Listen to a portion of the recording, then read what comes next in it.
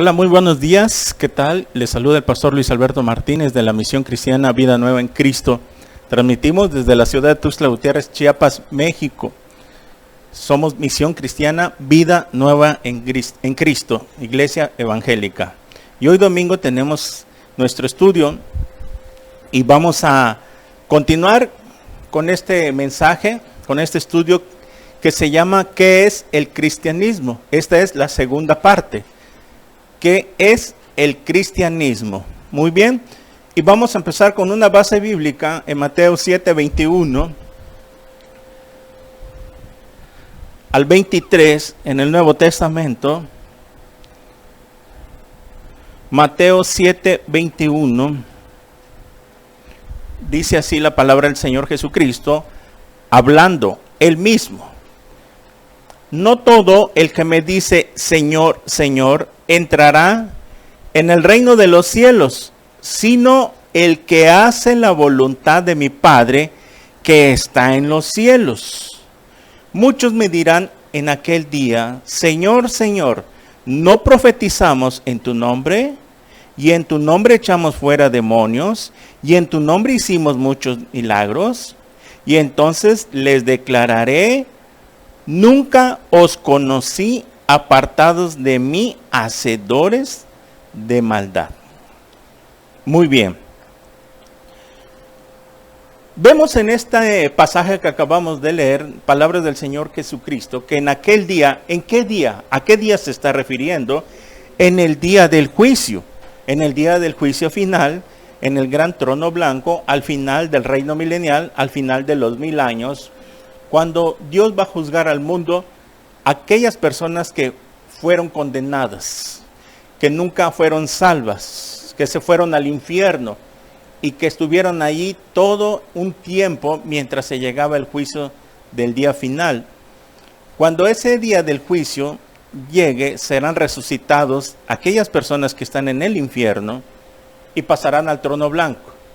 Y ahí estarán en ese día también muchas personas que se decían ser cristianos y que se decían asistir a una congregación cristiana o pseudo cristiana. Mire, hoy en día muchas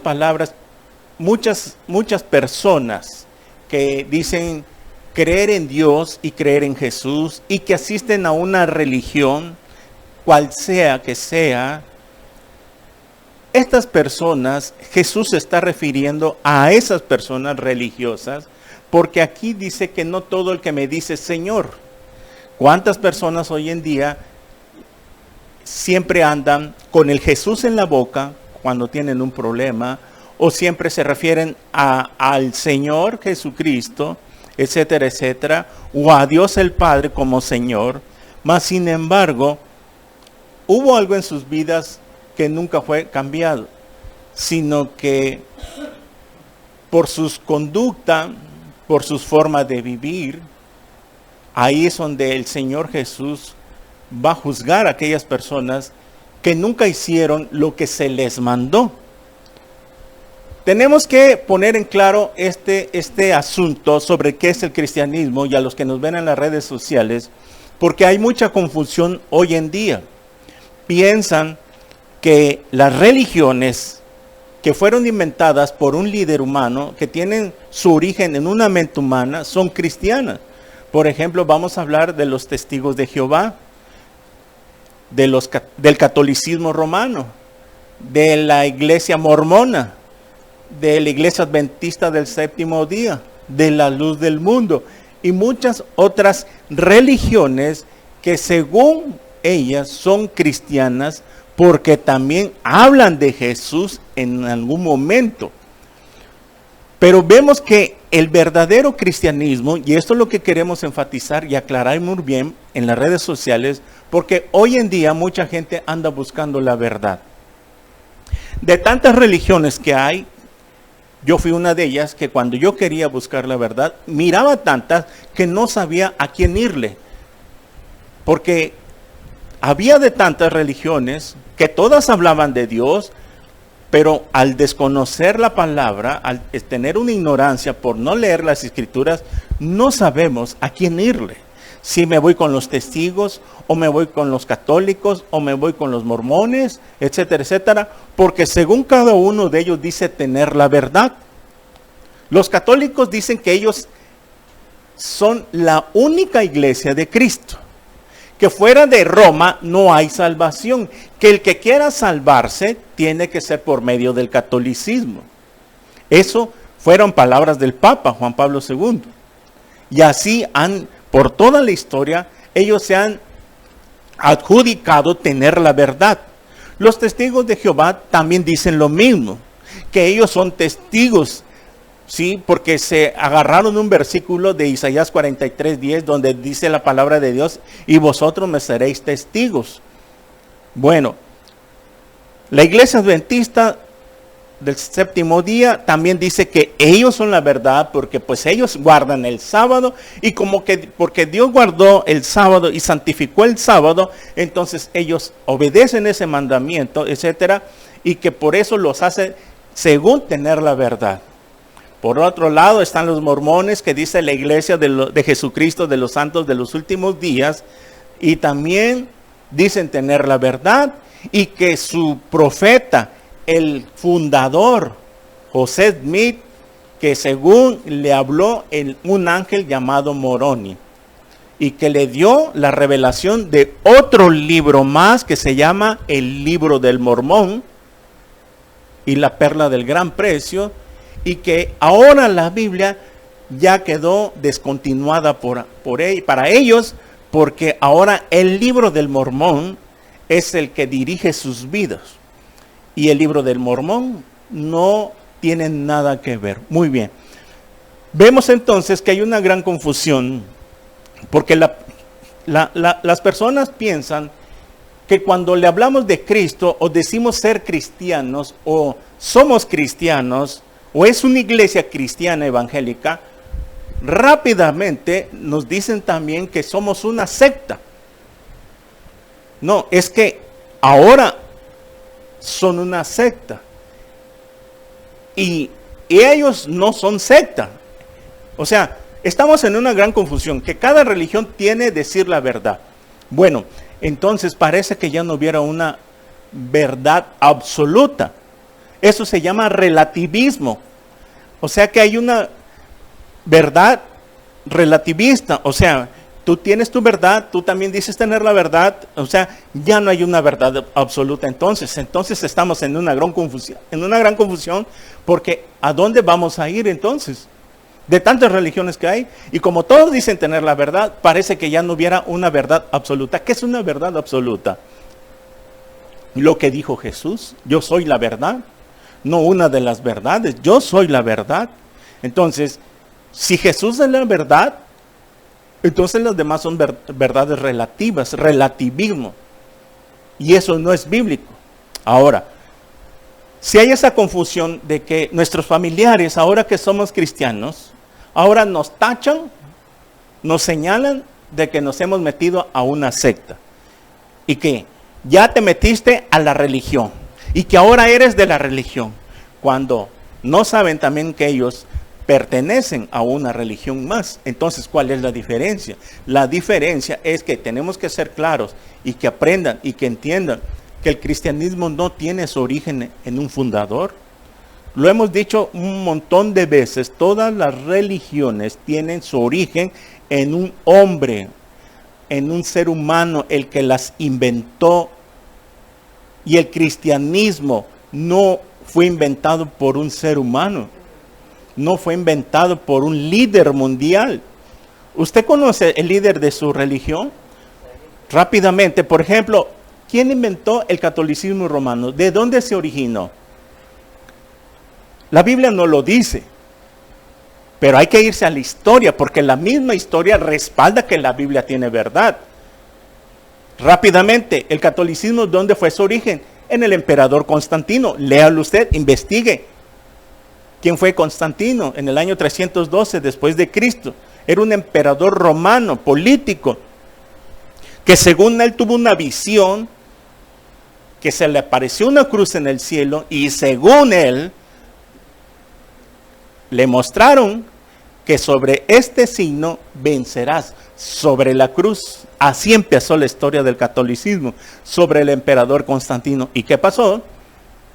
Después se adjudica el cristianismo porque la iglesia cristiana, desde que nace en Hechos, capítulo 2, a los 50 días de la ascensión del Señor Jesucristo, por el derramamiento del Espíritu Santo, que ahí nace la iglesia de Jesucristo, la iglesia viene corriendo desde el día Pentecostés y pasaron 3 siglos para que el emperador romano surgiera y se adjudicara el cristianismo. La iglesia original, firme, valiente, venía corriendo desde el día Pentecostés, viene corriendo.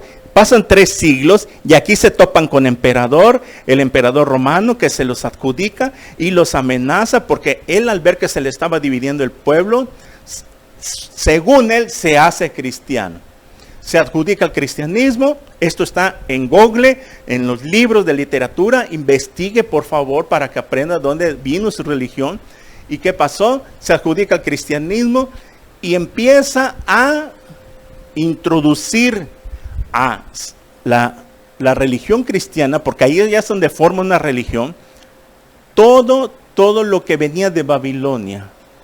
Empiezan a introducirse otras enseñanzas, otras herejías, pero la iglesia firme siguió su línea por todos los siglos. Ha seguido, porque la iglesia cristiana son pocos los que los conforman, son creyentes. La iglesia cristiana no es un edificio, no es un salón, no es el título. La iglesia lo conforman creyentes verdaderos que tienen morando el Espíritu Santo. Entonces, viene Constantino, se adjudica, etcétera, etcétera. ¿Y qué pasó? Después de ser un imperio político, le da la vuelta a la tortilla y se convierte en un imperio religioso. Y es de ahí donde en el año 450 surge el primer papa. Esto está en la historia. Hay que investigar la historia. ¿Cómo pues es que hicieron al apóstol Pedro el primer papa cuando ya había muerto? Pedro ni se enteró.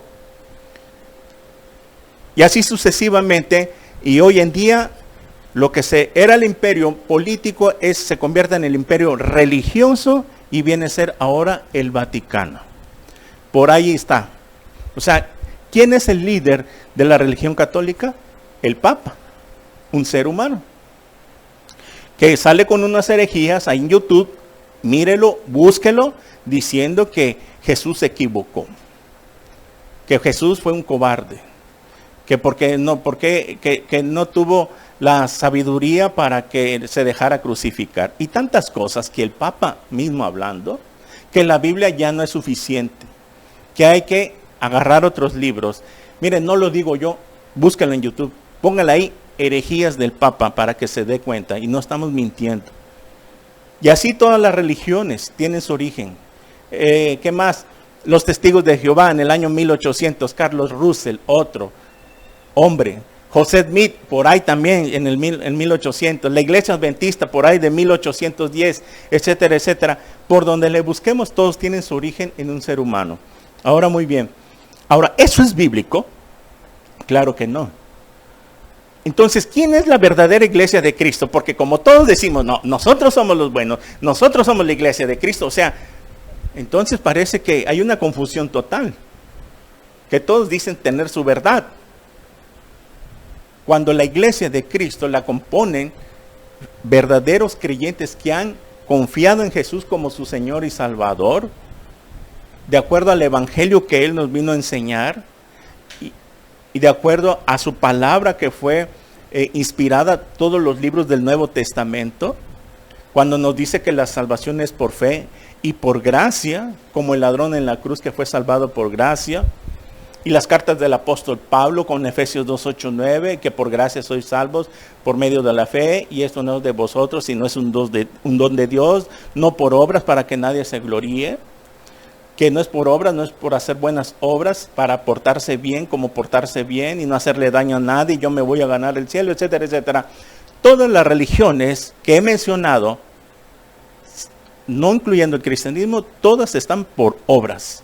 Pórtate bien, haz lo mejor que puedas y entrarás al cielo. La Biblia dice solamente, cree en el Señor Jesucristo y serás salvo. ¿Cree en qué?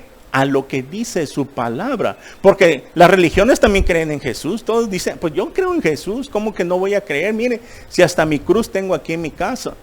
Todos dicen creer, pero esa no es la creencia que la Biblia nos manda. Él nos manda a que creamos en lo que está escrito. Eso es la fe. Cuando hablamos de fe por medio, si la salvación es por medio de la fe, confiar en lo que Dios ha estipulado en su palabra, el plan de salvación que tiene para los seres humanos, que si Él dice que es por gracia, y que gracia es regalo inmerecido, que nadie lo merece porque somos pecadores, pero cuando nos arrepentimos, Él nos las regala, la salvación, porque no se puede hacer méritos, no se puede comprar, sino que es un regalo de Dios. Es un regalo que no se puede hacer méritos ni hacer obras. Yo no puedo hacer méritos. O sea, me voy a tratar de portar lo mejor que pueda en esta vida para que cuando muera entre al cielo. No es así. Por eso vino a morir Jesús en una cruz. Muy bien. Esta introducción que estoy haciendo es para tratar de explicar y enseñarles a nuestra familia que nos ve en las redes, de que nosotros estábamos en una religión también, la más tradicional como el catolicismo, que estábamos ahí. ¿Por qué? Porque la mayoría iba por ahí. Y como mirábamos que era la religión más grande, pensábamos, pues está de ser la buena porque la mayoría va por ahí. Mire, pero ¿qué dice la Biblia acerca de esto? Vayamos a ver un versículo, lo que nos dice el Señor Jesucristo.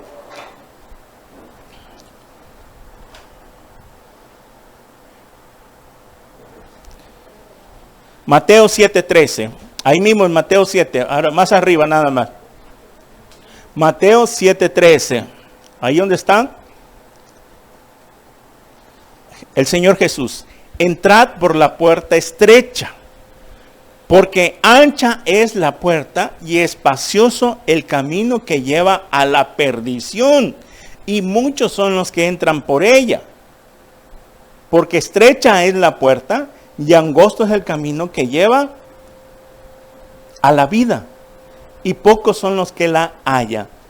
Mire, así nosotros, el pensar de que pues esta religión es la mayoría que está por ahí, pues vamos a nosotros a seguir esta religión, porque vemos pues de que es la más grande, la que domina más en el mundo, etcétera, etcétera.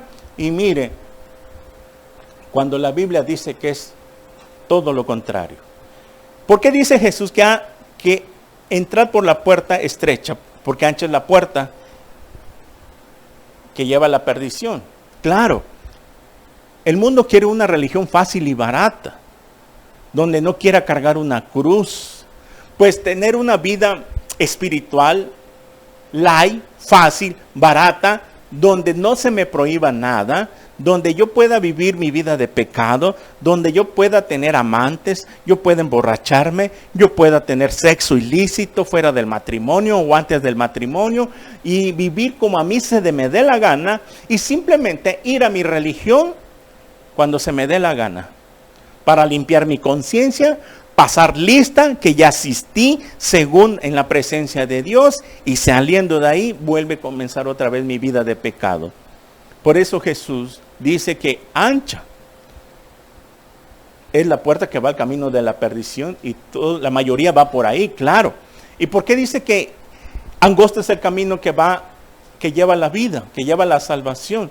Porque pocos son los que le encuentran, son poquitas las personas que se salvan.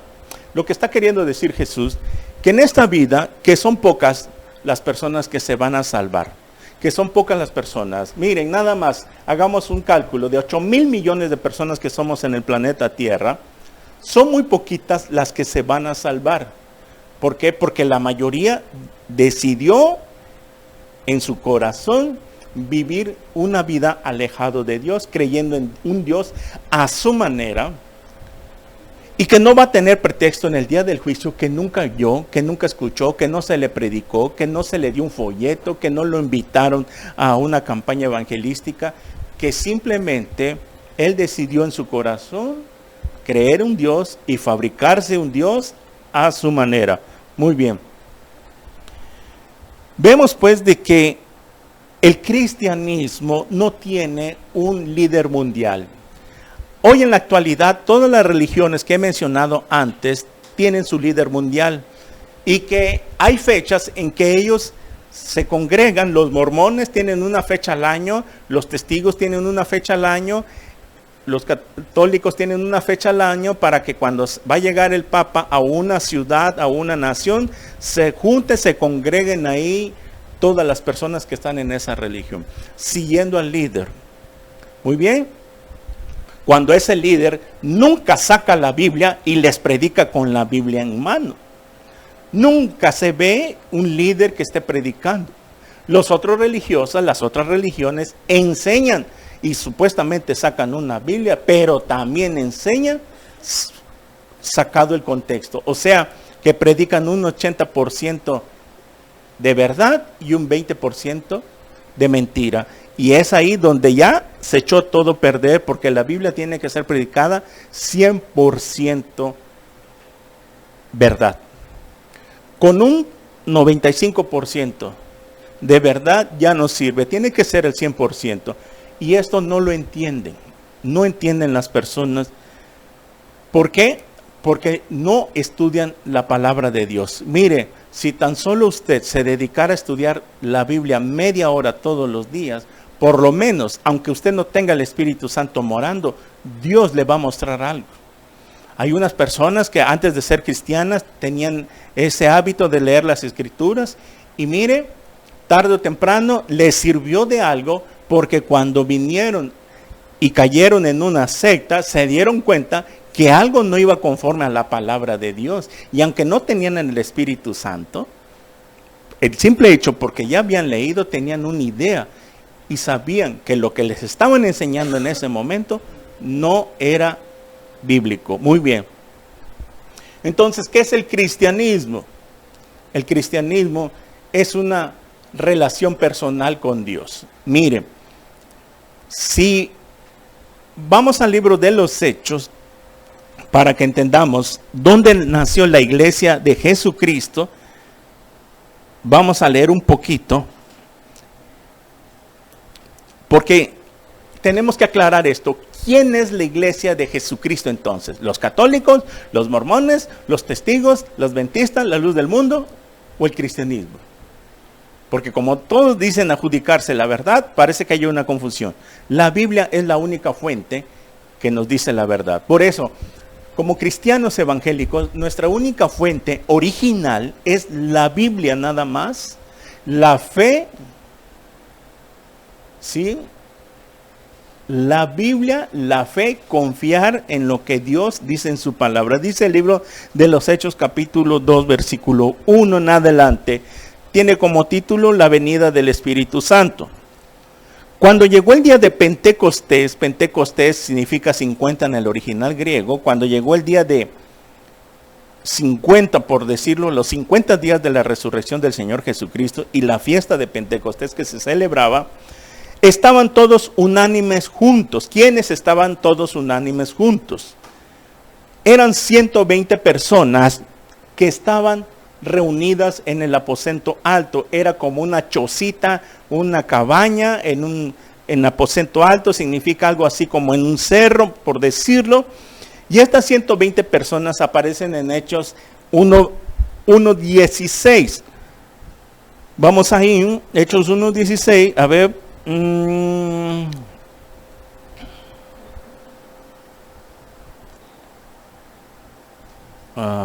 Ok, a ver.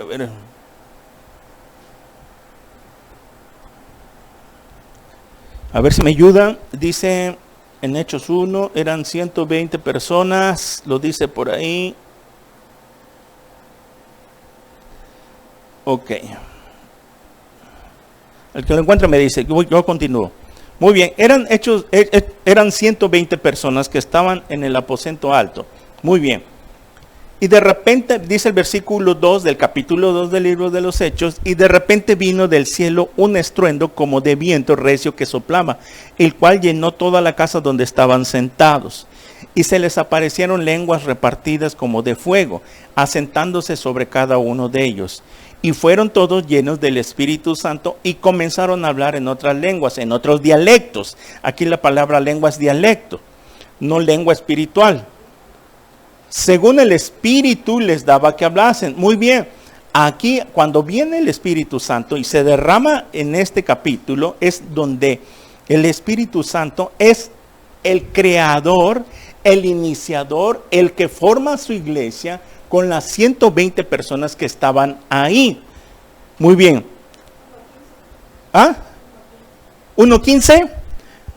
Voy a... para corroborar lo que estoy diciendo, Hechos 1:15.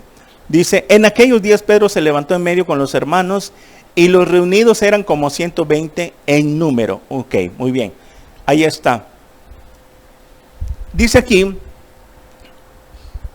que estaban los 120 tomados del capítulo 1 y que todos fueron llenos del Espíritu Santo y comenzaron a hablar en otras lenguas según el Espíritu le daba que hablasen.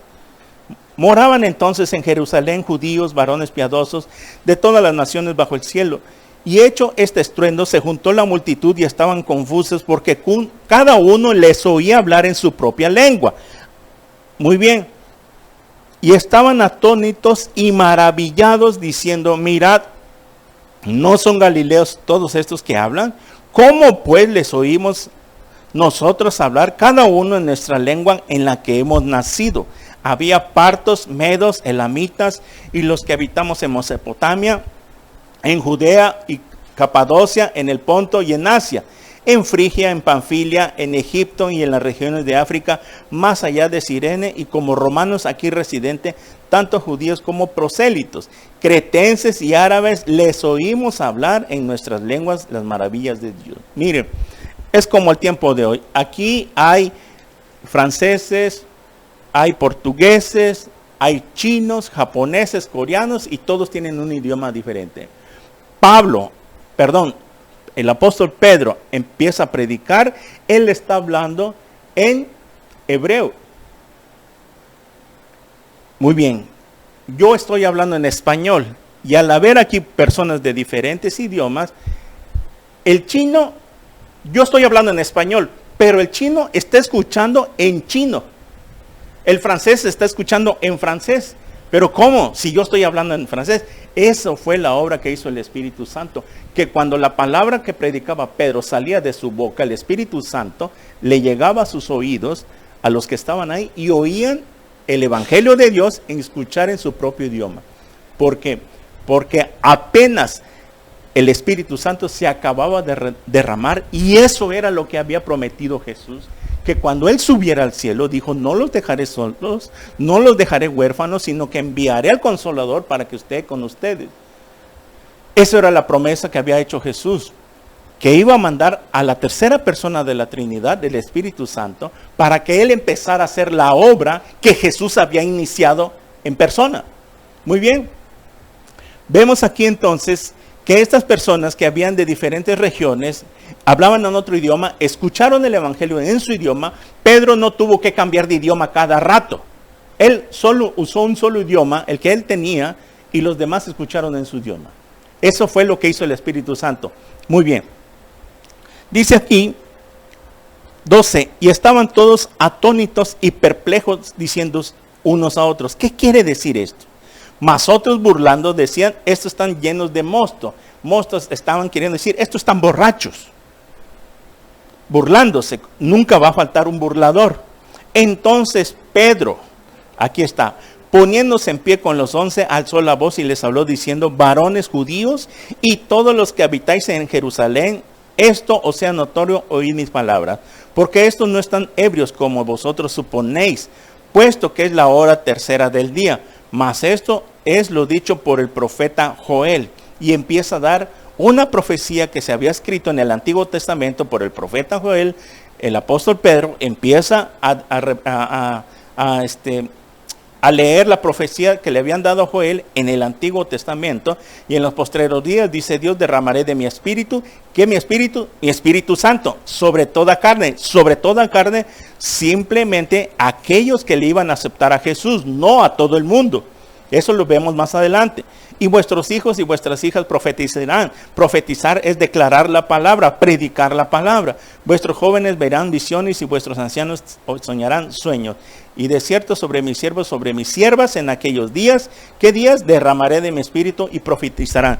Esto que había escrito el profeta Joel en el Antiguo Testamento se estaba cumpliendo ese día en Hechos capítulo 2. Ahí es donde se estaba cumpliendo la palabra, que lo que estaba diciendo Joel se estaba cumpliendo en el derramamiento del Espíritu Santo de Hechos capítulo 2. Eso fue la profecía que se cumplió. Bueno, y daré prodigios arriba en el cielo y señales abajo en la tierra, sangre y fuego y vapor de humo. El sol se convertirá en tinieblas y la luna en sangre antes que venga el día del Señor grande y manifiesto. Esto, versículos 19 y 20, son profecías para el tiempo final de la tribulación, como lo hemos estudiado en Apocalipsis, que hasta Joel estaba dando ya una profecía.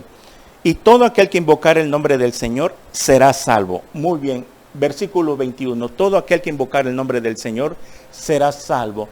O sea, entonces, ¿por qué Jesús dice, no todo el que me dice Señor entrará al reino de mi Padre?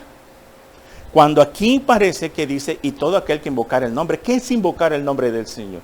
Cuando dice en la Biblia, invocar el nombre del Señor será salvo, es declarar con tu boca que Jesús es tu único, suficiente Salvador. Que cuando alguien cree en el Señor Jesucristo, está creyendo en su corazón que Jesús pagó en la cruz por nuestros pecados y que ese sacrificio fue suficiente y que yo ya no tengo que seguir mandamientos y doctrinas de hombres como se han introducido en las religiones, porque eso es lo que hacen las religiones. Que las religiones, al ser formadas por un ser humano, por un líder humano, como ya explicamos, ellos empiezan a introducir mandamientos y doctrinas de hombre. O sea que a la Biblia le empiezan a arreglar otras cosas que ya no están en la Biblia. Cuando la Biblia es sellado con el libro de Apocalipsis, los apóstoles que estaban en el tiempo, en el primer siglo, ellos sellan la Biblia, le ponen un sello, se llama el canon de la Biblia, es un sello que solo lo que fue inspirado por el Espíritu Santo iba a tener valor en su palabra de Dios. Por eso, después de que ya se forman las religiones, empiezan los líderes a introducir mandamientos y doctrinas de hombre, como Señor Jesús lo dijo en Marcos 7:6. Quiero recapitular eso para que vayamos amarrando. Dice Marcos 7:6-8. Apunte y vuela, porque yo me quiero ir más rápido para avanzar. Dice Marcos 7:6. Respondiendo Jesús les dijo: hipócritas, bien profetizó de vosotros Isaías, como está escrito: este pueblo de labios me honra, mas su corazón está lejos de mí. Pues en vano me honran, enseñando como doctrinas mandamientos de hombres. Porque dejando el mandamiento de Dios, os aferráis a la tradición de los hombres, los lavamientos de los jarros y de los vasos de beber, y hacéis otras muchas cosas semejantes. Bueno, muy bien. Vemos pues que el Señor Jesús, ya en el tiempo que Él estaba predicando, la religión judío ortodoxa, porque cuando Jesús vino ya existía la religión, era el judaísmo, que ellos estaban bajo la ley de Moisés. Ok, hasta ese tiempo era válido porque no había venido Jesús. Pero también ya los judíos ya se estaban saliendo de la Biblia y agregando otros mandamientos, por ejemplo, que ellos estaban ya siguiendo doctrinas y mandamientos de hombres, por ejemplo, y más abajo Jesús les reprocha que habían dejado el primer mandamiento principal que la Biblia mandaba, que era honrar a tu padre y a tu madre. Y los fariseos estaban dejando de hacer eso y se estaban dejando de amar al prójimo y estaban haciendo otras cosas, pensando ellos que quedar bien con Dios era, ¿qué cosa? Si tú tienes la obligación de honrar a tu padre y a tu madre, sostenerlos cuando ellos son grandes, nos dice la Biblia. Entonces ellos estaban dejando este principio de amar al prójimo, ¿sí? Ya no tener misericordia, etcétera, etcétera, y preferían estar supuestamente bien con Dios, cuando ya no estaban honrando a sus padres, cuando ya no estaban amando al prójimo. O sea, y ese es el error que a veces pensamos y caemos en eso, de que primero es honrar a nuestros padres y después a Dios, sin dejar lo uno ni lo otro. Los dos tienen que ir al mismo tiempo, ¿me entiende? Muy bien. Ok, regreso a Hechos para continuar un poquito. Muy bien, entonces dice aquí en el versículo 14, entonces Pedro poniéndose en pie con los 11 alzó la voz y les habló diciendo: varones judíos, todos los que habitáis en Jerusalén, esto os sea notorio y oíd mis palabras. Porque estos no están ebrios como vosotros suponéis, puesto que es la hora tercera del día. Más esto es lo dicho por el profeta Joel, y ya leímos la profecía del profeta Joel. 22, versículo 22. Varones israelitas, oíd estas palabras. Jesús Nazareno, varón aprobado por Dios entre vosotros, con las maravillas, prodigios y señales que Dios hizo entre vosotros por medio de él, como vosotros mismos sabéis. A este, entregado por el determinado y consejo y anticipado conocimiento de Dios, prendiste y mataste por mano de inicuos, crucificándole, el cual Dios levantó suelto los dolores de la muerte, por cuanto era imposible que fuese retenido por ella. Muy bien. ¿Y qué está haciendo Pedro aquí? Ya está predicando, les está diciendo a los que estaban ahí reunidos que lo que había venido a hacer Cristo, etcétera, etcétera, leyendo unas profecías. Pero ¿saben qué? En el versículo 29, para avanzar un poquito, dice: varones hermanos, se os puede decir libremente del patriarca David, que murió y fue sepultado, y su sepulcro está con nosotros hasta el día de hoy. Bueno, pero siendo profeta y sabiendo que con juramento de Dios le había jurado de su descendencia en cuanto a la carne, levantaría al Cristo para que se sentase en su trono. O sea, está diciendo Pedro que la descendencia de David, de ahí vendría el Cristo. Muy bien. Y vemos pues esto que sigue el apóstol Pedro predicando el primer mensaje. Este es el primer mensaje, la primera campaña evangelística. Entonces, en el versículo 37, después de que escuchan el sermón de Pedro, dicen esto: al oír esto se compungieron de corazón y dijeron a Pedro y a los otros apóstoles: varones hermanos, ¿qué haremos? Ya la regamos, matamos al Mesías, matamos al Cristo por ignorancia, por religiosidad, por estar de necios, que con nuestra ley de Moisés le íbamos a hacer, que esperábamos un Mesías libertador.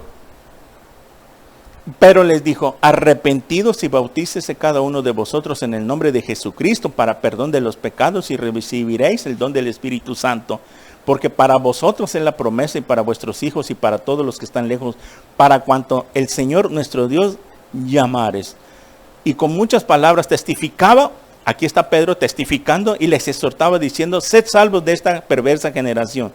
Así los que recibieron su palabra fueron bautizados, y se añadieron aquel día como 3,000 personas, y perseveraban en la doctrina de los apóstoles, en la comunión unos con otros, en el partimiento del pan y en las oraciones. Muy bien. Vemos claramente que esta predicación del apóstol Pablo, el resultado de esa predicación, por primera vez se convierte en 3,000 personas y fueron bautizadas. Es de aquí que, de acuerdo a la Biblia, es aquí, a los que nos escuchan en las redes sociales, señores católicos, testigos, mormones y otras religiones, que usted tiene que entender que la iglesia nace por el derramamiento del Espíritu Santo, y que lo que predicó Pedro, inspirado por el Espíritu Santo, porque en ese momento Pedro ya tenía el Espíritu Santo, se convierte en 3,000 personas. Así que este es el nacimiento de la iglesia de Cristo. Muy bien, entonces, si aquí en el libro de los Hechos, quiero explicar esto, el libro de los Hechos es la transliteración, o en otra palabra, la conversión del judaísmo al cristianismo. ¿Por qué? Porque Jesús era judío, los apóstoles eran judíos, ellos estaban bajo una religión, el judaísmo. Es como hoy en día, muchas personas están bajo una religión, el catolicismo, el mormonismo, los testigos, etcétera, etcétera. Y muchas personas también han salido de ahí porque han entendido que no es a través de la religión que usted se va a salvar. Porque si se fuera así, si así fuera de que nos salvamos por pertenecer en una religión, entonces ¿para qué murió Cristo? No, tuvo necesidad de venir a derramar su sangre. ¿No hay una lógica que lo hace usted pensar en esto? De que si por pertenecer a una religión me voy a salvar, entonces ¿para qué vino a morir Cristo? Si ya había una religión, estaba el judaísmo, ¿por qué vino a los suyos? Vino y a los suyos no le recibieron. Lo hubiera dejado así, sigan ahí. ¿Saben qué, mis chiquitines? Cada quien siga su religión, sigan con su religión de Moisés, sigan leyendo sígase basando en los mandamientos de Moisés, y los demás religiones siguen creyendo como quieran creer. Pórtense bien, denle dinero a los pobres, dulces a los niños, hagan lo mejor que puedan, pórtense lo mejor que puedan y nos vemos ahí arriba. No tenían necesidad de un sacrificio. Hay una lógica. Pensar que nos vamos a salvar bajo una religión, estamos equivocados. Y lo hacíamos por ignorancia. Pero ¿sabe qué? ¿Por qué cree que Pedro se avienta el primer sermón? Porque todos los que estaban ahí, de diferentes idiomas, tenían una religión. Hasta los judíos, porque había judíos. Y también los judíos dijeron, ¿y ahora qué haremos? Hemos crucificado a Jesús. Y lo único que les dijo Pedro, arrepiéntense. Aquí está el protocolo, es arrepentidos y bautícese. No bautícese y arrepiente, eso es un error. La Biblia dice, arrepiéntense. ¿Un niño de qué se va a arrepentir? Un niño recién nacido, si es inocente de su pecado. Claro que nace en pecado, la Biblia lo dice que son inocentes los niños. ¿Por qué cree que Jesús dijo, dejad que vengan a mí los niños porque de tal es el reino de los cielos? Jesús lo dijo porque de ellos es el reino de los cielos. ¿Por qué? Porque son inocentes. Y no se le puede culpar a alguien que es inocente de su pecado. A alguien que ya no es inocente. Cuando un juez culpa a algún criminal es que porque ya no es inocente, porque ya supo lo que hizo. Y porque ya está consciente de lo que hizo, él tiene que ser juzgado. En cambio los niños no. No te pelees conmigo, peleate con la palabra de Dios. Hay una lógica aquí. Muy bien. Pero entonces tenemos que entender y enseñarles que el cristianismo no es una religión inventada por un líder. Entonces, ¿quién es el líder? ¿Quién es el que inventó la religión cristiana? Porque a alguien lo tuvo que inventar, lo acabamos de leer. Fue el derramamiento del Espíritu Santo. ¿Y qué pasó? Que fue esa generación de los 12 apóstoles que predicaron, y al convertirse 3,000 personas, más abajo empieza, cómo empieza a caminar la iglesia. O sea, el libro de los Hechos es el origen, cómo era la iglesia primitiva. Es un ejemplo, es una transliteración, una conversión, un ejemplo de que cómo eran los primeros cristianos. Y nada que ver como muchos cristianos hoy en día. Y a eso es la segunda parte que quiero llegar. Porque si estamos enseñando que el cristianismo no es una religión y que no somos una secta, nosotros, mire, nada más, nosotros obedecemos la palabra de Dios, tenemos una relación personal con Jesucristo a través de su palabra, y es donde entendemos y somos dirigidos, qué es lo que quiere Dios para nuestras vidas, cómo debemos comportarnos en este mundo. Imagínese, ¿por qué cree usted que el cristianismo no tiene ídolos? ¿Por qué no tenemos repisas, no tenemos ídolos, no tenemos muñecos de yeso, estatua o cuadros pintados? Porque la Biblia nos manda que no lo hagamos, porque es abominación. Porque Dios no necesita, dice en Isaías, que Él no comparte su gloria con los ídolos, que Él no se necesita ayuda. ¿Por qué cree usted? No es que porque seamos chocantes, y no, es que tenemos un origen. La Biblia es nuestro origen. Usted lo hace porque no lee la Biblia, y es por eso que le tratamos de enseñar. Con todo respeto se lo decimos, porque es abominación, y los que hacen tales cosas van a ir al lago de fuego. Los idólatras no entran en el reino de Dios, dice su palabra.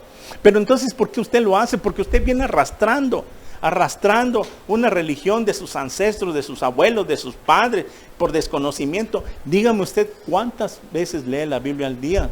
No la lee, algunos sí, algunos no. Y es aquí donde está el problema. Mire,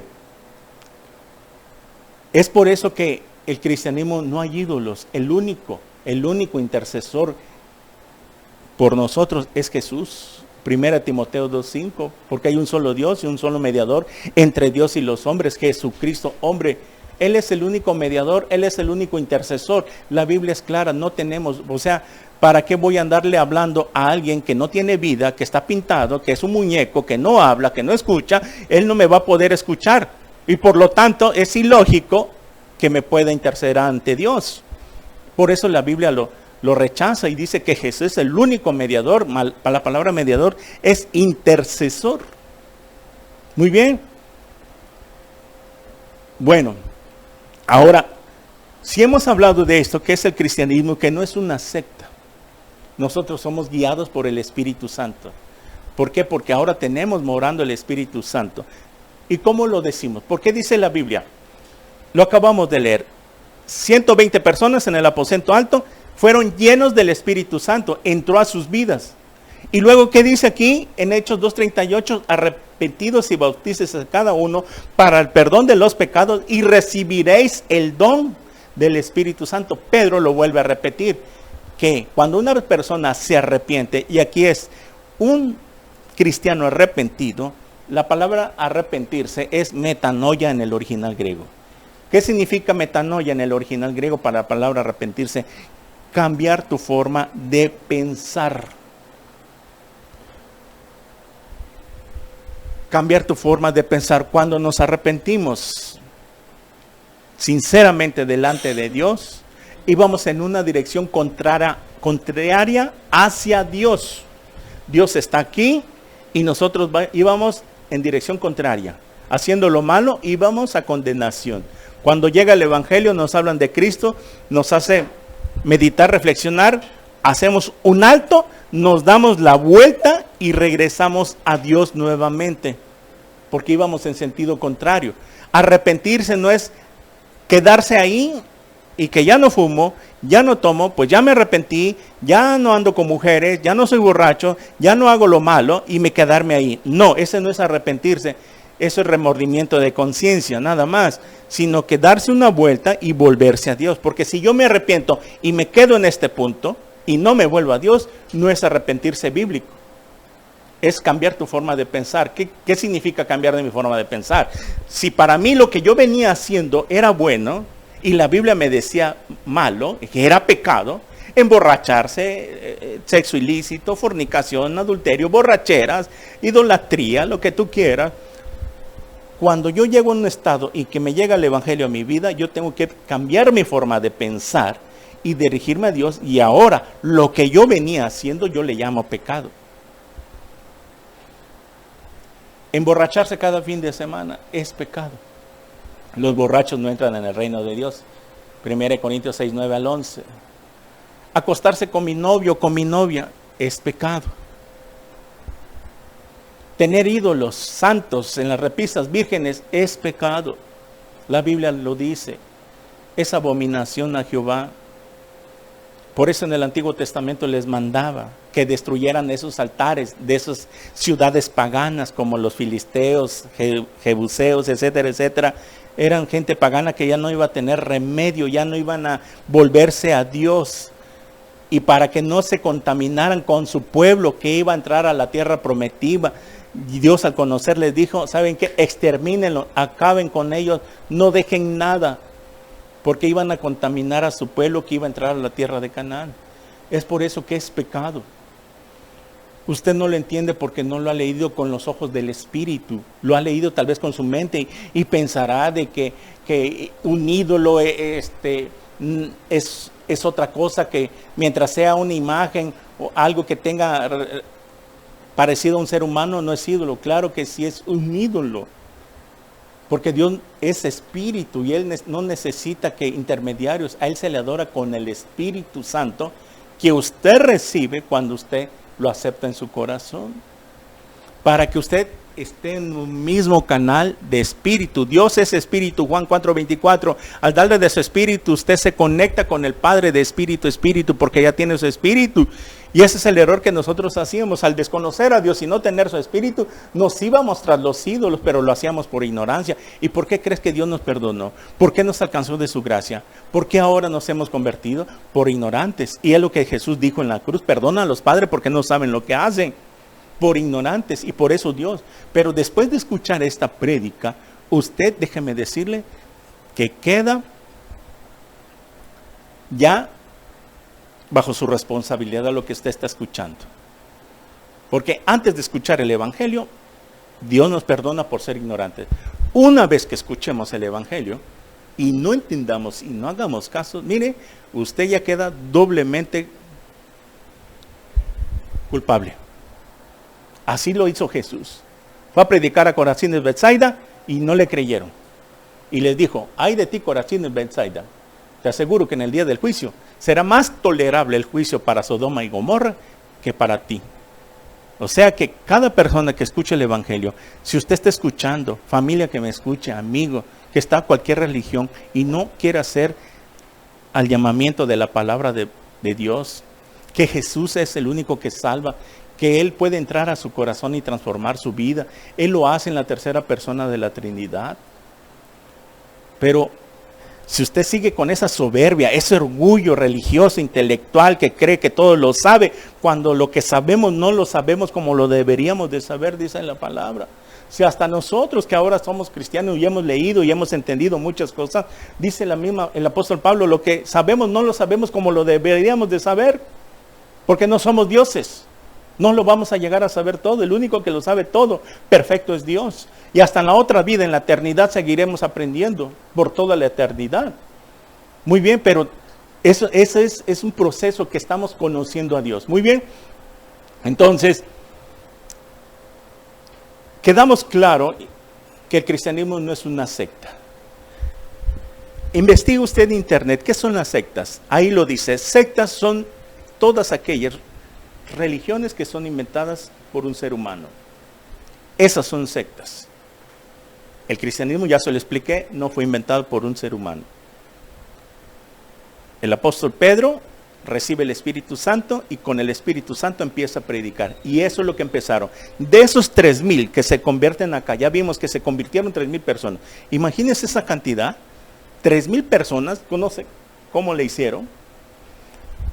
De esa generación de 3,000 personas, esos cristianos que se convirtieron, ¿a qué se convirtieron? ¿Al catolicismo? ¿Al mormonismo? No existía, por favor. El catolicismo no existía. Entonces, ¿por qué dicen que la iglesia católica es la original, que es la verdadera iglesia de Dios? Cuando no existía en el año, estamos hablando ya por aquí del año 50, estamos hablando del año 50, del día de Pentecostés, a los 50 días. Por favor, no había ninguna religión de las famosas ahorita. Dice en Hechos 11:26, vayamos ahí por favor. Hechos 11:26.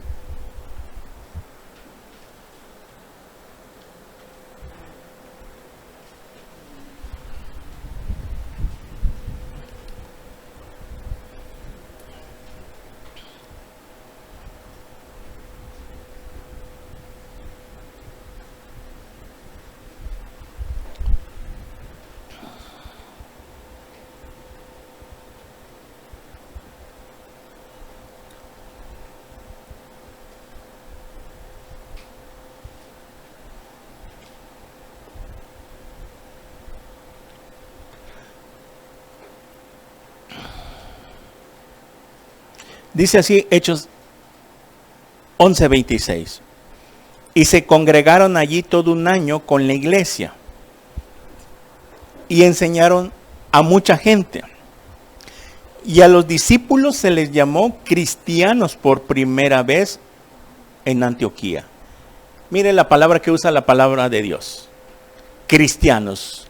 No dice ahí, se les llamó católicos, se les llamó testigos, se les llamó mormones, se les llamó luz adventista, luz del mundo.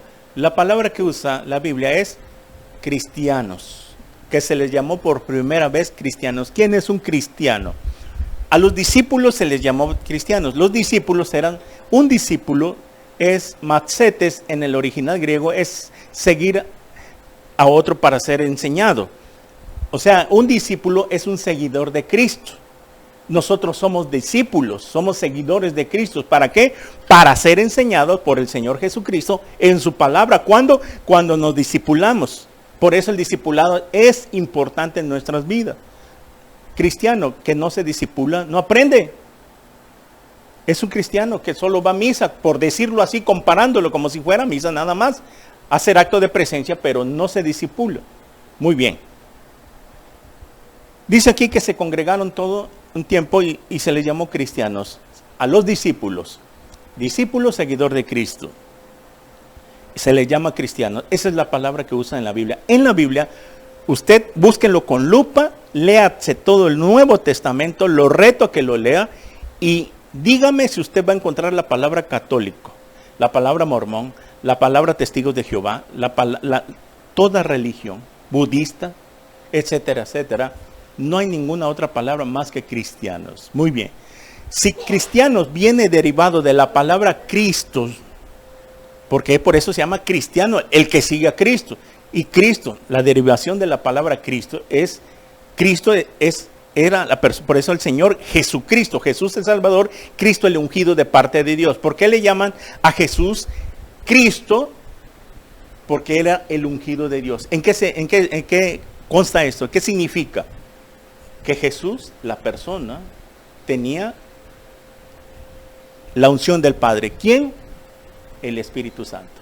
Por eso la carta de Juan dice, y vosotros, o sea, ustedes tienen la unción del Santo, refiriéndose al Padre. No tienen necesidad de otra unción. Una vez que tenemos el Espíritu Santo dentro, jamás se sale. El Espíritu Santo no entra el domingo y se sale el lunes. El Espíritu Santo entra y se queda de una vez para siempre. ¿Cuándo? Cuando la persona es sincera en su arrepentimiento. Porque hay muchas personas que hacen una declaración de fe, hacen la oración de fe, hasta se bautizan y no son cristianos. Por eso dice aquí, volvemos a Mateo 7:21, dice, no todo el que me dice Señor, Señor. ¿Quiénes le llaman Señor? Las religiones. No, el Señor, mi Dios. Católicos, testigos, mormones y los demás, todos le llaman Señor a Dios o al Señor Jesucristo. ¿Y por qué dice Jesús? Entonces, no es nada más de lengua para afuera. Por eso Jesús lo dijo, este pueblo de labios me honran. O sea, no es nada más decir Dios, Jesús, y creo en Él, sino que vivir como Cristo lo hizo. ¿Qué dijo Pablo? Sean imitadores de mí como yo de Cristo. Pablo nos manda eso. Que seamos imitadores de Pablo como el de Cristo. ¿En qué sentido? ¿A qué se dedicaba Pablo? ¿Ah? A servir a Dios. Era un siervo, a servirle, a predicar, a dar testimonio de la palabra. Eso es, por eso dice, sean imitadores de mí. Véanme mi comportamiento. Claro, si hablamos del apóstol Pablo, él fue tremendo. Antes de su conversión, era un religioso, fariseo, era un maestro de la palabra en la ley, porque Pablo pertenecía al Sanedrín.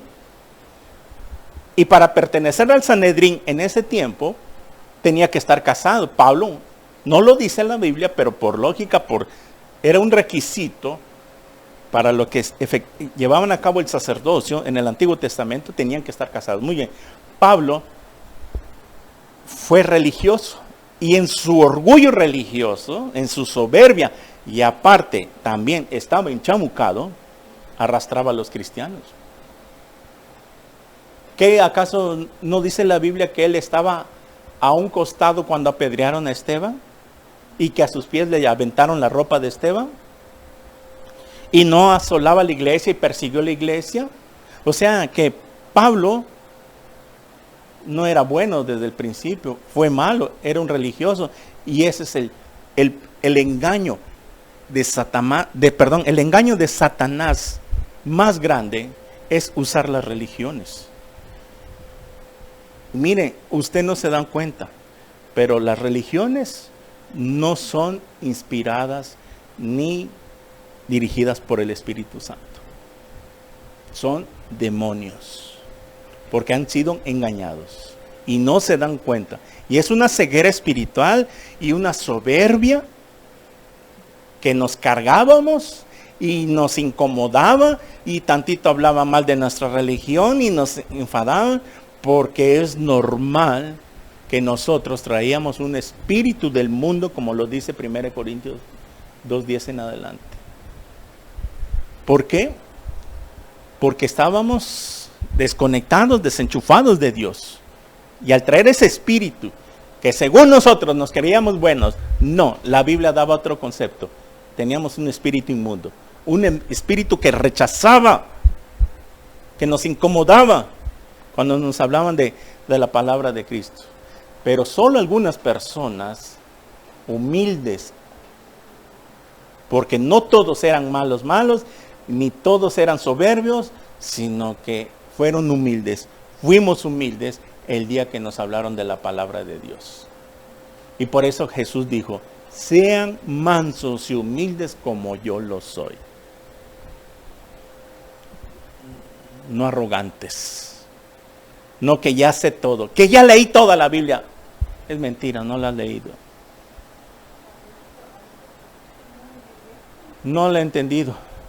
Porque si lo hubieran leído y lo hubieran entendido, cambiaría sus vidas.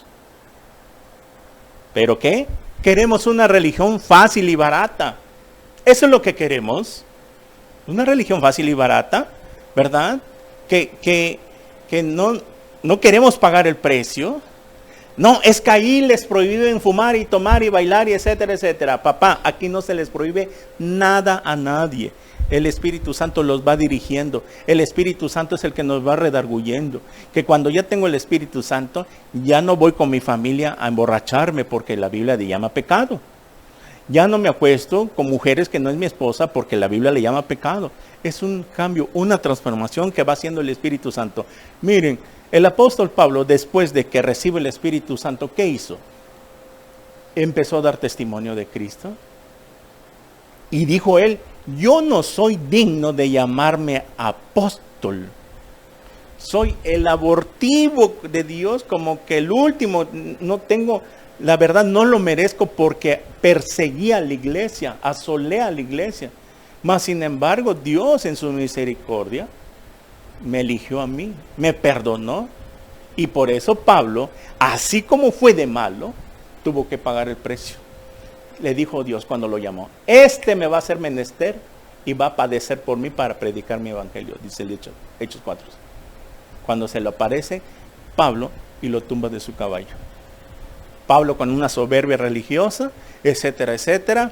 Miren, así tan fácil se manifestaba el Espíritu Santo, o sea, el Señor Jesucristo, porque estaba siguiendo, continuando lo que Jesús había dejado. Y es por eso que en ese tiempo se convertían 3,000 personas, porque estaba calientito como pan salido del horno el evangelio. Nunca habían oído hablar de ese hombre que vino a predicar y a morir en la cruz. Pero era el Espíritu Santo que se manifestaba en ese ambiente cuando Pedro o alguien predicaba, cuando uno de los discípulos predicaba, convencía. Muy bien.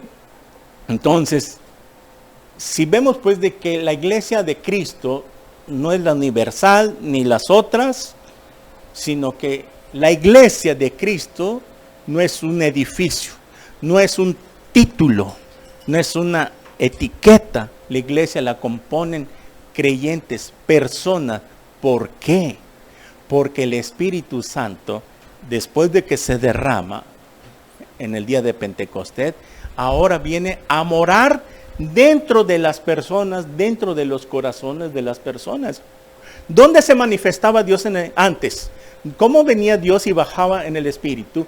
En el templo de Salomón, en el último templo que quedó reconstruido, y que ahí vino Jesús a predicar.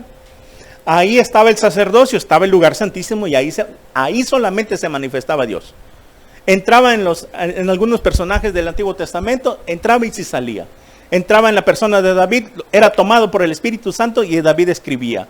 Era tomado por Sansón. Sansón agarraba fuerza cuando venía el Espíritu Santo sobre su vida y destrozó, acabó con 1000 filisteos, con una quijada de burro, nada más. Pero era el Espíritu Santo, entraba y salía. Ahora en el Nuevo Testamento viene, entra y se queda para siempre. Ahora la persona que ha recibido a Jesús, él es el templo del Espíritu Santo. Vayamos a 1 Corintios 3, 16 al 17, rápidamente para que corroboremos esto. 1 Corintios capítulo 3, versículo 16, anote, y 17.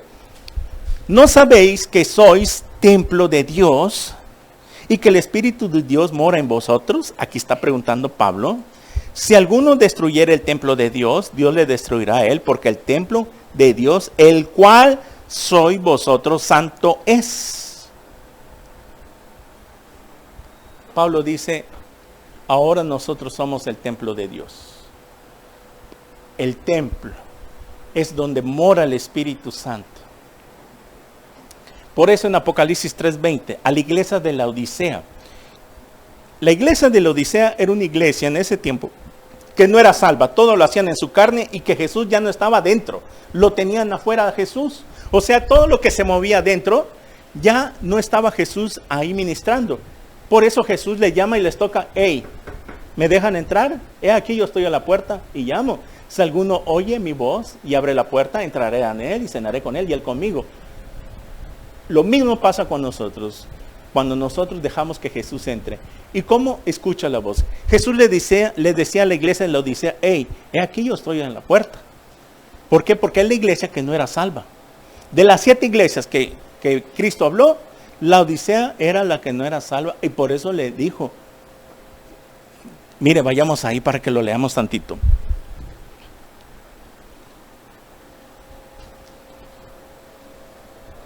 Apocalipsis, capítulo 3.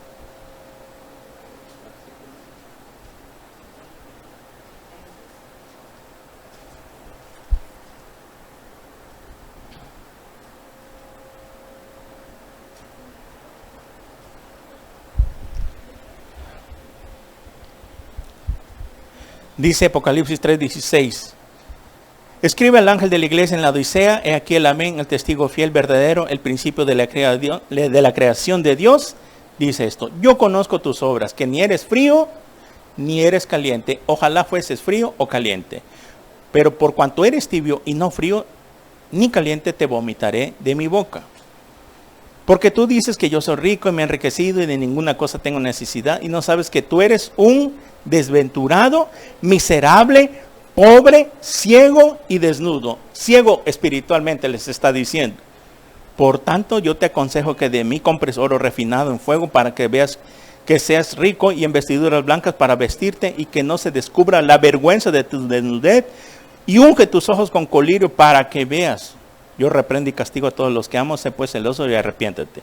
En el 20, he aquí yo estoy a la puerta y llamo. Si alguno oye mi voz y abre la puerta, entraré a él y cenaré con él y él conmigo. La iglesia de la Odisea ya no era de las iglesias que de plano reprendió al Señor, la exhortó porque no era salva. ¿Por qué entonces Jesús le dice que yo aquí estoy a la puerta? Porque ya no estaba dentro Jesús, ya no moraba el Espíritu Santo, era la carne que estaba ministrando, todo lo hacían en la carne, como las iglesias de hoy en día, que se han apostatado, se han desviado de la palabra de Dios y están haciendo cosas que ya no están en la Biblia. Ya no mora el Espíritu Santo, son guiados por la carne. Y por eso Jesús les decía, oye, ¿me dejan entrar? Y es lo mismo que le dice, ¿me dejas entrar a tu corazón? Yo estoy a puerta y llamo. ¿Cómo te llama Dios? A través de la palabra de Dios. No importa la religión que tengas. Mira, si tú no tienes a Cristo como tu Señor y Salvador, aunque estés en cualquier religión, tú no eres salvo. Así de fácil. Porque no te vas a portar, porque ahora ya te portas bien. No es por obras. Efesios 2, 8, 9. Entonces, ¿qué tengo que hacer? Tienes que arrepentirte. Ese es el mensaje que Jesús trajo. Arrepentidos y convertidos porque el reino de los cielos se ha acercado, dijo él. Es lo primero que empezó a predicar. Arrepiéntanse, conviértanse, cambien tu forma de pensar. Y eso es lo que nosotros hicimos. ¿Cómo pensamos ahora? Como piensa Dios. Esa es la forma de pensar. ¿Por qué? Porque ahora sí leemos la palabra, ahora sí la entendemos con el Espíritu Santo. Por eso la gente religiosa la lee y todo lo toma literal. Cuando recibimos a Cristo es espiritual a través de una oración de fe que dice Romanos 10, capítulo 10, versículos 9 y 10, que si confesares con tu boca que Jesús es el Señor. La religión dice no, que al recibir el pedazo de pan, de hostia, reciben a Cristo. No es así, no es así. Porque aquí reciben la hostia y saliendo de misa, emborracharse. Y el lunes con la manta y con la tranza y con todo lo demás. ¿Dónde quedó Cristo? ¿Cómo es que entró Cristo? ¿Ya ves que es una mentira? ¿Tiene lógica o no tiene lógica en lo que predicamos? Yo fui un religioso. Hice lo mismo que tú. Así vivía. Vivía una vida de pecado. Pero cuando había fiesta, vamos a misa para lavar mi conciencia. Pero como era una misa de fiesta de 15 años, ajuda Zapata, saliendo de misa. Esa es la vida de la religión. Y los otros, hablando de los otros religiosos, es lo mismo. Se creen buenos, pero no tienen a Jesús.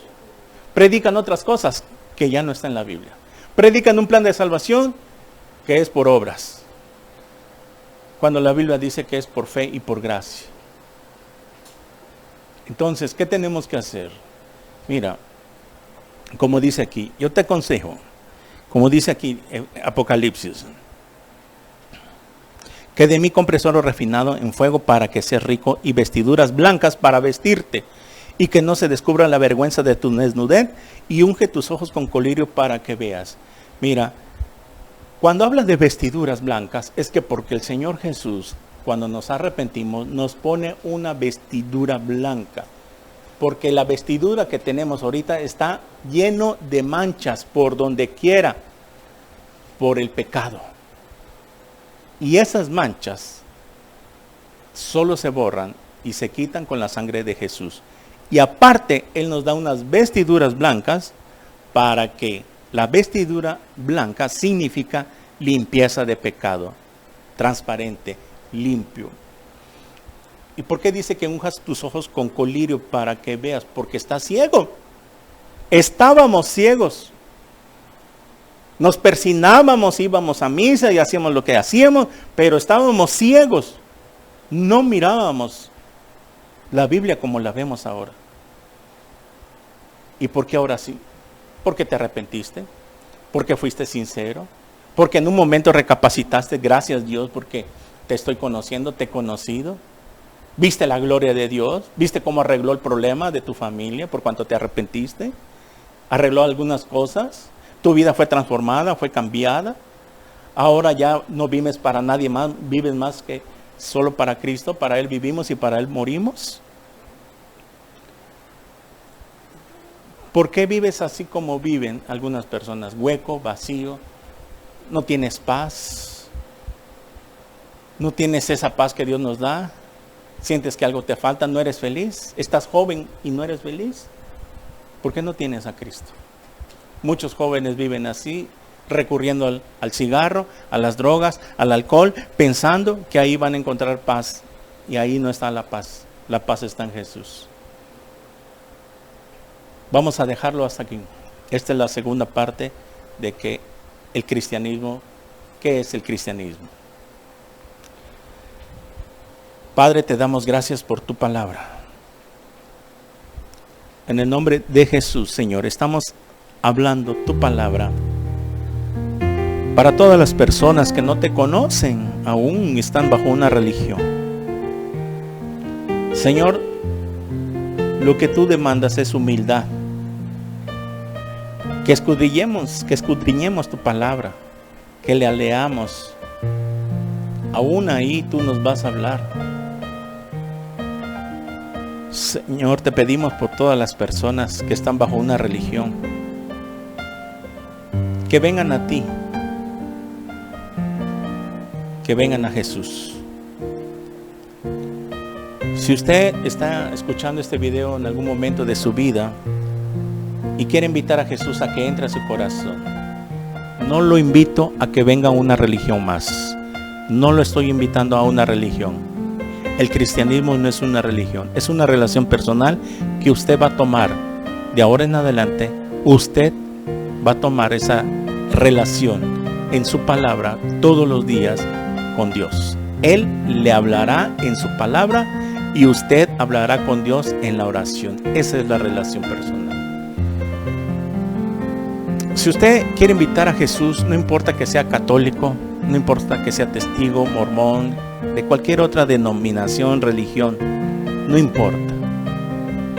Tal vez no tenga esa paz, o sienta que algo le hace falta, que usted pueda asistir por años a una religión y no encuentra la paz, la felicidad. Es que Jesús lo dijo: mi paz le doy, mi paz le dejo.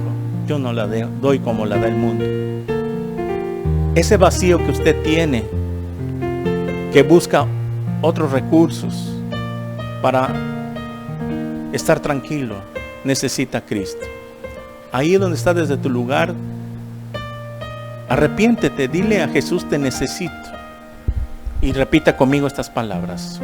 Jóvenes que me escuchan, tienes que tomar una decisión. Ya no sigas luchando con esto, con esa ansiedad, con ese vacío. Ahí donde estás, repite esta palabra.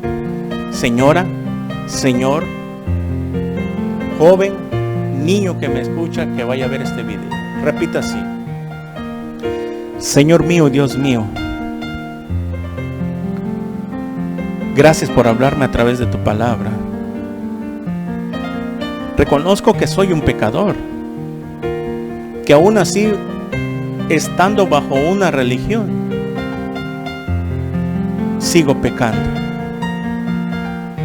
Señor Jesús, te necesito. Entra a mi corazón en este instante. Te recibo como mi Señor y mi Dios personal.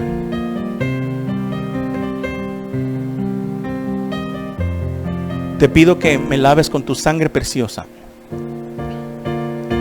Tu muerte en la cruz es el significado del sacrificio perfecto que yo nunca hubiera podido hacer porque soy pecador. Y que ese sacrificio fue para el perdón de mis pecados, y yo lo acepto, lo recibo como el mayor pago de mis pecados. Gracias, Señor Jesús, por morir por mí en la cruz. Entra a mi corazón, Señor, te necesito. Lávame con tu sangre preciosa. Séllame con tu Espíritu Santo. Haz de mí una persona nueva. Crea en mí el nuevo nacimiento. Y escribe mi nombre en el libro de la vida. Porque te lo pido en tu santo nombre, en el nombre de Jesús. Amén.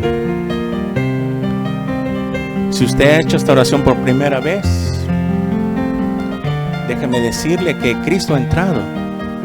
Eso es por fe. Cristo ha entrado en la tercera persona de la Trinidad. Aunque usted ahorita no entienda esa palabra Trinidad, ya con el Espíritu adentro, más adelante Dios se lo va a revelar. Hay que ser humilde, humilde nada más.